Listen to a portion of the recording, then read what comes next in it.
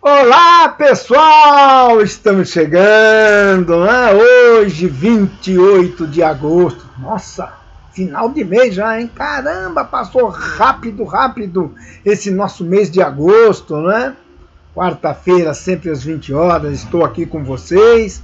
Claro, para falarmos um pouco das coisas da arbitragem. Claro, muita gente já me pergunta, né? E a historinha? E a historinha? Bom, nós vamos ter uma viagem lá para o Japão, onde eu fui apitar um beach soccer. Então, daqui a pouco nós temos a nossa historinha. Mas hoje nós vamos falar, foi um pedido do Wendel. O Wendel é lá da cidade de Fortaleza, cidade onde também está meu amigo Evaldo Wellington, né? Então, pessoal, a pergunta dele foi simples: por que está sendo possível 6 substituições? 6? Nossa, 6? Assusta um pouco, né? Nós falarmos em 6 substituições. Mas, na realidade, o que acontece? Não é a todo momento que se pode fazer as 6 substituições. As substituições continuam sendo aquelas 5 normal, com 3 paradas. Né? Você fez 3 paradas, pode substituir 5. E você tem, às vezes, as 3 paradas, mas se você utilizar no intervalo, você ainda tem as 3 paradas. Tá? Então, muitos técnicos, vocês vejam, estão trocando já 2, 3 logo no intervalo, né? Para poder ter mais chances de fazer as trocas, né? Para modificar as equipes, para fazer com que as equipes estejam jogando da maneira que ele fez o treinamento. Então o treinador tem essa possibilidade. Mas aí aonde que surgiu para o meu amigo Wendel a questão da sexta substituição?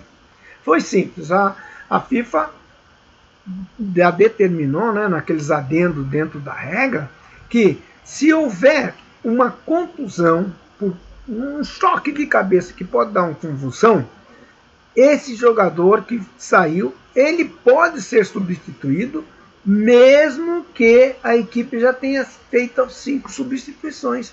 Tá? E não precisa ter feito as 5 substituições.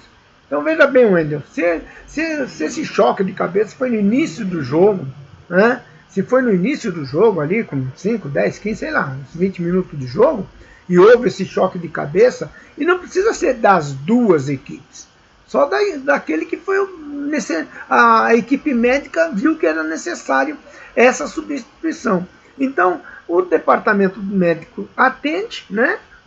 Ver se é necessário substituir, porque às vezes o jogador fica grogue, fica sem ação, não consegue conectar as palavras. Então, o médico viu e necessitou dessa substituição. Então, essa seria a sexta substituição. Por quê? Porque o jogador sofreu essa convulsão, essa batida de cabeça, foi substituído, e a equipe ainda continua com as 5 substituições. Entendendo? Foi no começo do jogo, fez a primeira, mas continua com 5. Foi lá na metade do jogo, que já tinha feito 3, ele continua tendo 3. Porque uma foi pela questão desse choque de cabeça, que foi a necessidade dele sair de campo. Então, pessoal, vamos analisar em cima. Não é 6 substituições. A sexta substituição pode ser feita quando há esse choque de cabeça e é necessário que seja trocada as equipes. Dentro disso? Então, beleza, Wendy, um grande abraço para você, um abração para a turma toda aí de Fortaleza, né? A hora que der tempo, vou dar uma passada para encontrá-los novamente. Saudades, saudades. Hoje, pessoal, eu vou mandar um abraço, que toda hora ele me cobra e eu tenho que mandar esse abração pro garoto Natan. Já falei outro dia, Natan, você palmeirense, você que está sofrendo aí com o seu Palmeiras, agora não, né? Teve essas 5-0 em cima do Cuiabá, acho que deu uma sossegada. Grande abraço, Natan, para você, para a Márcia e para o Eduardo, né? Os papais do Natan. Bem, pessoal, a nossa história foi lá no Japão.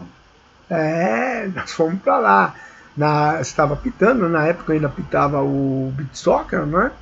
E eu já era internacional de beach soccer e fui convidado para um evento lá no Japão. Esse evento, nós trabalhávamos na época junto com a Coque Tavares, né? Que montava esses eventos de beach soccer internacional. E fui convidado, fomos lá para o Japão. Eu fui 2 dias antes, eu e o fotógrafo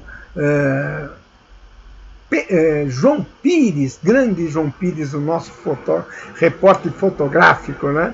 E chegamos, claro, antes das equipes, antes das seleções, antes do grupo nosso de coordenação. E nós fomos, eu e o João, ficamos lá, né? Descemos lá em Narita, o hotel era perto. Não dormimos o tempo inteiro, porque se dormíssemos antes, tinha aquela coisa do fuso horário. Mas conseguimos depois nos controlar com o fuso horário. E no dia seguinte, não tínhamos nada ainda, porque o pessoal não havia chegado. O Wright vinha juntamente com o grupo da direção. E foi eu e o João Pires, nós fomos lá para o centro de Tóquio, né? Que o João sempre querendo comprar as novidades dele. Ah, beleza, então vamos lá, João. Daí ele fez as compras, tal, beleza. Voltamos. No dia seguinte, chegou toda a delegação, acertamos as situações aonde que nós faríamos os jogos. Então, enfim, todo o controle, né, da logística do trabalho. E o pessoal ainda, como tinha no dia seguinte mais um dia livre, resolveram ir lá para o centro de Tóquio.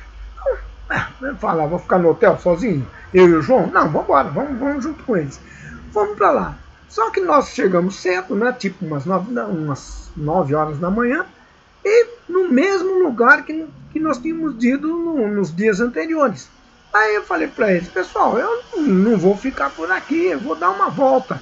Aí eles ficaram apavorados, né? Pô, Edmundo, você não fala japonês, seu inglês é fraquíssimo, né? E o que você vai fazer? Deixa comigo, deixa que eu vou. Que hora que é o encontro, lá o ponto de encontro? 14 horas. Tudo bem. O que eu fiz? Fui para uma estação de metrô. Cheguei na estação de metrô, como eu vou comprar o bilhete? Também não sabia, né? Tudo em japonês ali, estava difícil. E aí eu fiquei olhando, né? Que nem acho que todo mundo já fez isso, né? Fiquei olhando como que fazia. Eu via que o cara punha a moeda, pegava o bilhete e passava na roleta, na catraca. Eu fiz a mesma coisa, peguei umas moedas que eu tinha, pus lá, saiu um bilhete, subi. Aí peguei o metrô, eu falei, pô, eu não sei muito bem, o que eu vou fazer? Marquei, tinha aqueles cadernos, né, de turismo da cidade, marquei as estações que eu fui passando e fui até o final.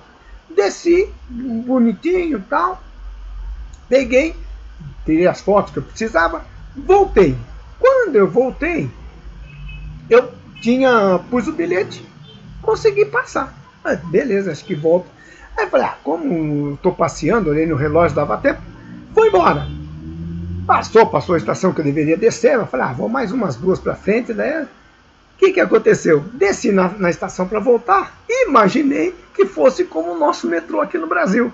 E que ia subir a escada para passar para o outro lado. Só que daí tinha lá o chefe lá do setor ali, me brecou. Eu falei, caramba, como que eu vou passar e o chefe me brecando? Aí eu falei para ele, não, ele mostrava, eu falei, tem o ticket. Aí eu punho o ticket, já não servia para aquilo mais. Ele fazia lá o sinal com a mão, e eu queria passar, e eu mostrava para ele que eu queria, não here, não aqui. Mostrava que eu queria passar para o outro lado e pela escada, e ele não deixava. Por quê? Porque lá é diferente. Foi depois de tanta conversa em dedos, né, em mãos, né, ele fazendo boca, acho que ele, desculpa, ele cansou, abriu a porta da sala dele e tipo assim, vai embora. Aí eu passei para o outro lado, peguei o metrô, voltei na estação e encontrei com o pessoal. Quer dizer, ficamos lá uns bons minutos falando na língua da mão, na língua da boca só. Foi uma coisa, mas passeei em Tóquio sem ninguém. Eu e com as minhas maluquices aí. Bem, e aí fomos pro jogo também. Depois a competição foi em Chiba, uma praia lá no Pacífico. E o que acontece? Chega lá para fazermos os jogos. era eu e o Reit, né? Que eu, o Zé Roberto e o Reit, que fazíamos os jogos principal. Mas tinha, a pedido da comissão local, 2 árbitros para apitar conosco. Aí o que fez o Reit? Falei, Edmundo, vai você, apita com o japonesinho aí. Eu falei, Zé, pô, o cara, será que o cara entende? Não, se vira, você entende. O que fez o Edmundo? Um jogo, Estados Unidos contra a França. Quer dizer, um americano e um francês. Um árbitro brasileiro e um árbitro japonês. Aí, antes de tudo, nós chamamos ele no vestiário e pedimos lá para o intérprete para explicar para ele, você não falar com nenhum jogador. Não fale com o jogador. Apita e não fala. E foi engraçado, porque eu apitava, ele ficava me olhando o que eu ia fazer. Aí eu dava sinal, vai para lá, ou vem para cá, ou vai para lá, ou vem para cá. E foi o jogo assim. Quando ele apitava, jogador, né, viu ele fraquinho, franzino, ia mais ou menos para reclamar. E ele, bocão fechado lá, sério, não abriu a boca e não teve jeito. Eu vi os americanos falando lá com ele, os franceses falando com ele, e ele quieto. Foi o jogo todo dessa forma. Nunca vi, né, na minha carreira toda, um árbitro que não abriu a boca uma vez. A única coisa que ele fazia, ele punha um apito, apitava quando era uma falta, alguma coisa que tinha que apitar. No mais, foram 3 períodos de 12 minutos que eu não vi esse homem abrir a boca. Mas enfim, essas são as histórias que acontecem e aconteceu comigo, né? Culpa do Reit, que me fez trabalhar. Mas foi legal, terminou o jogo, deu tudo certo, mas impressionante. Ele foi de uma postura, punha o apito na boca e a partir daí, boca fechada. Foi isso que aconteceu conosco lá em Chiba, lá na praia de Chiba, lá no Japão. Muito gostoso, e a semana que vem nós estamos novamente juntos. Espero vocês, né? YouTube, CDR Esportes Pro. Convido um amigo, acesse lá, pega, inscreva-se, bate lá no sininho, dá um positivo pra gente também, tá bem? Grande beijo a todos, até a próxima quarta-feira, hein? Fui!